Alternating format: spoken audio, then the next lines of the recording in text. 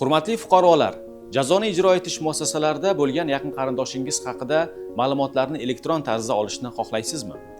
Endi siz jazo o'tayotgan yaqin qarindoshingiz to'g'risidagi ma'lumotlar bilan yashash manzilingizdan turib, qisqa muddat ichida mutlaqo bepul tarzda tanishishingiz mumkin bo'ladi. Bu juda oson.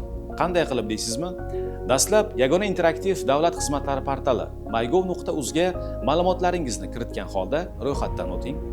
Davlat xizmatlari portali mygov.uz ga kirib, izlash tugmasi orqali jazoni ijro etish muassasalarida jazo muddatini o'tayotgan mahkum to'g'risidagi ma'lumot bilan tanishish xizmatiga kiring. Yaqin qarindoshingizni familiya ismi sharifi, tug'ilgan sanasi va jismoniy shaxslarning shaxsiy identifikatsiya raqamini kiritib, tekshirish tugmasini bosing.